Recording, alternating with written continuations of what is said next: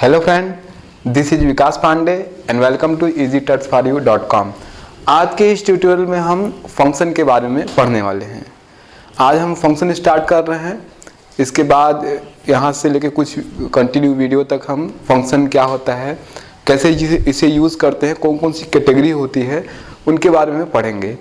और सी से अलग C++ में फंक्शन से रिलेटेड कुछ और भी टॉपिक है जो कि हम यहाँ पर देखेंगे। तो सबसे पहले हम समझेंगे कि फंक्शन होता क्या है।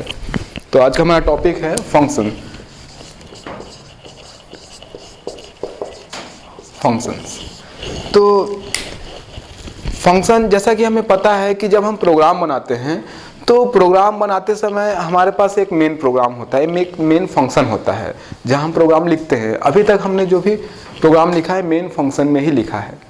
तो इसके जब हम फंक्शन लिखते हैं या प्रोग्राम लिखते हैं तो प्रोग्राम अगर बहुत बड़ा हो जाए या उसमें ऐसे कई लाइन होते हैं जो कि बार बार रिपीट हो रहे हो, जैसे आपने एक बहुत बड़ा सॉफ्टवेयर बना रहे हैं या छोटा सा एक मिनी प्रोजेक्ट बना रहे हैं और उसमें आपको एक ही कैलकुलेशन करने के लिए जो लाइंस है बार बार यूज़ करने पड़ रहे हैं। एक ही प्रकार की कैलकुलेशन की कुछ लाइन है जो कि रिपीट हो रही है। तो इस तरीके से जब प्रोग्राम बड़ा होते जाता है तो एक तो कठिन होते जाता है। उसमें अगर कहीं एरर आए तो उसे चेक करना कठिन होता है, उसे ठीक करना कठिन होता है। और अगर कुछ लाइन ऑफ कोड रिवाइज हो रही है तो बार बार उनको रिवाइज करके बार बार लिखना, उसमें ज़्यादा टाइम लगता है। तो इस तरीके से इन प्रॉब्लम को सॉल्व करने के लिए, प्रोग्राम को और सिंपल बनाने के लिए, आसानी से उसमें एरर चेक हो सके, आसानी से उसे सुधारा जा सके और यूज़ करने में सरल हो, तो इसके लिए हम फंक्शन बनाते हैं। असल में जब फंक्शन हम बनाते हैं तो कोड करना उसको और सरल हो जाता है और मान लीजिए कभी कोई गलती आती है तो हम उसे आसानी से सुधार सकते हैं। तो फंक्शन मतलब फंक्शन लाइन ऑफ कोड, कुछ ग्रुप ऑफ कोड होता है, कुछ कोड का कलेक्शन होता है फंक्शन, जिसे हम सब प्रोग्राम भी कह सकते हैं। फंक्शन किसी स्पेसिफिक टास्क को परफॉर्म करता है। जैसे मैंने एग्जांपल दिया कि मान लीजिए एक ही प्रकार की कैलकुलेशन बार बार रिपीट हो रहे हैं प्रोग्राम में, तो हम उसका एक फंक्शन बनाते हैं और उसको एक नाम दे देते हैं। और जब भी उसका यूज़ होता है प्रोग्राम में, जहाँ भी हम केवल उसका नाम लिख के कॉल करते हैं और जो उसके अंदर कोड हैं 10 लाइन 15 लाइन जितने भी, वो वहाँ पर एग्जीक्यूट हो जाता है। उसके लिए हमें 10 या 15 लाइन का कोड वापस से लिखने की ज़रूरत नहीं होती।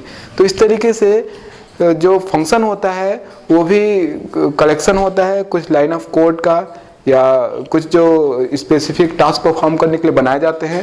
फंक्शन को हम नाम दे सकते हैं और फंक्शन को हम बार बार रिपीट अगर हो रहा है, बार बार किसी भी जगह फंक्शन को केवल नाम लिख के कॉल करते हैं और जो उसके अंदर कोड है वो यूज़ हो जाते हैं। इस तरीके से फंक्शन प्रोग्राम का ही पार्ट होता है या फिर फंक्शन सब प्रोग्राम होता है।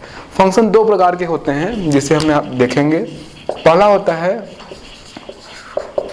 Built in function,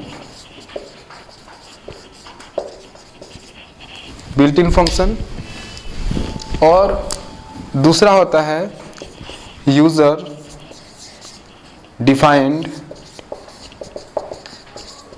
function.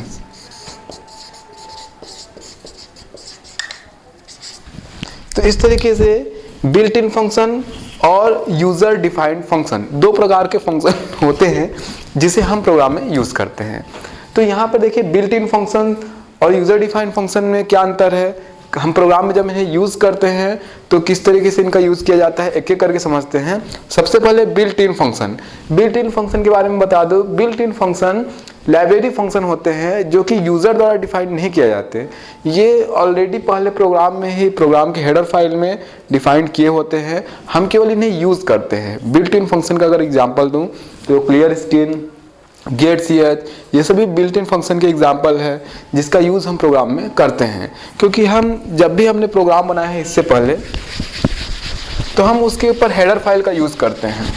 कुछ हेडर फाइल जैसे math.h,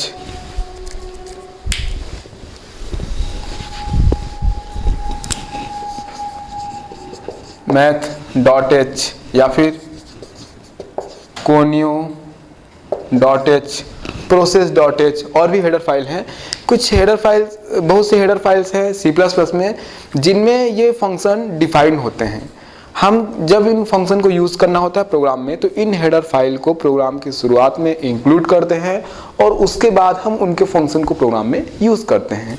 तो ये फंक्शन लाइब्रेरी फंक्शन कहलाते हैं, क्योंकि ये ऑलरेडी पहले से डिफाइंड है और ये हेडर फाइल में रखे हुए हैं, जिनका यूज़ करने के लिए हम हेडर फाइल को प्रोग्राम में इंक्लूड करते हैं। जैसे हम conio.h को जब इंक्लूड करते हैं तो हम क्लियर स्क्रीन, जो कि conio.h के अंदर का फंक्शन है, या फिर getch,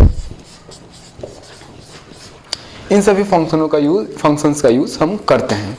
तो इस तरीके से वे फंक्शन जो कि पहले से डिफाइंड है, जिनका यूज़र केवल यूज़ करता है, इन्हें हम लाइब्रेरी फंक्शन या फिर बिल्ट इन फंक्शन कहते हैं। अब आते हैं यूज़र डिफाइंड फंक्शन में।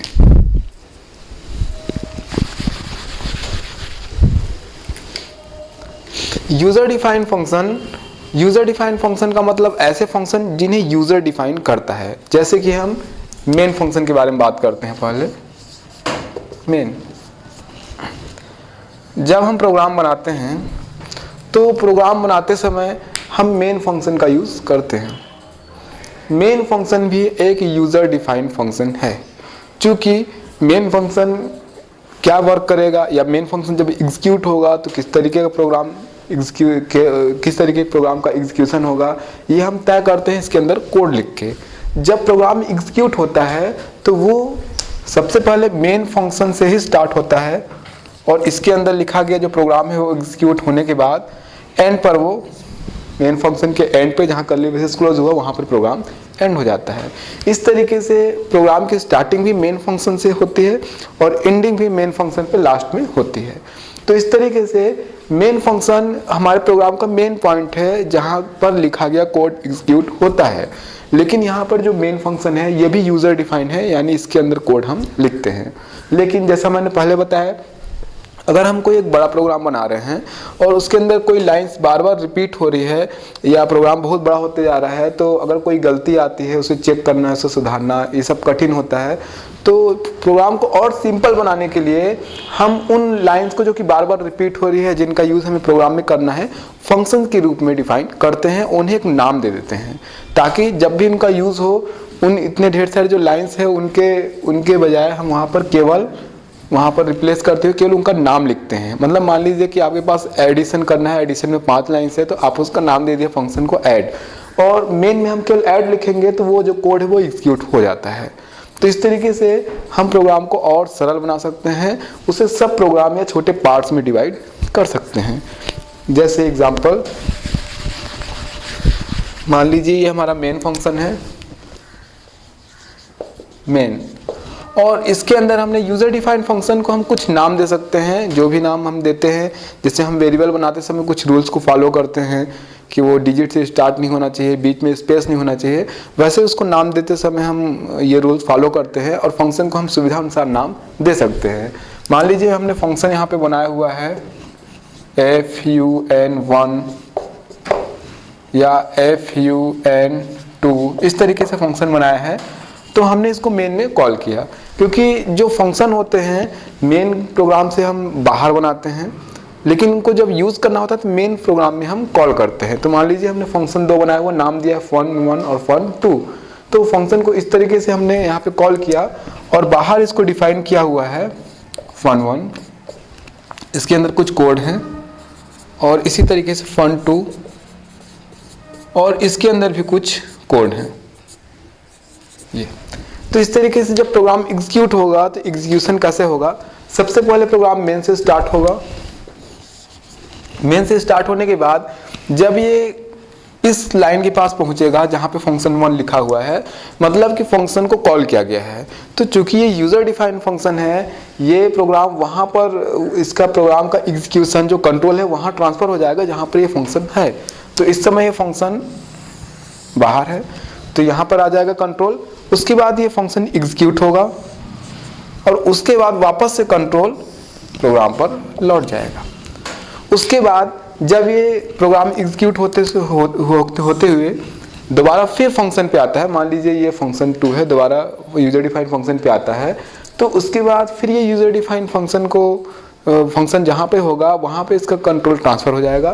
तो यहाँ पे फंक्शन 2 नीचे लिखा हुआ, तो ये कंट्रोल वापस से फिर यहाँ से ट्रांसफ़र होगा 2 के पास, और जो लाइन ऑफ कोड लिखा गया है, जो भी इसके अंदर कोड है, वो उसको एग्जीक्यूट कराने के बाद ये कंट्रोल वापस से मेन पर ट्रांसफ़र हो जाएगा। और उसके बाद कर्ली ब्रेसेस जहाँ पर बंद है, यहाँ पर से प्रोग्राम या कंट्रोल जो है वो एग्जिट हो जाएगा, यानी प्रोग्राम खत्म हो जाएगा।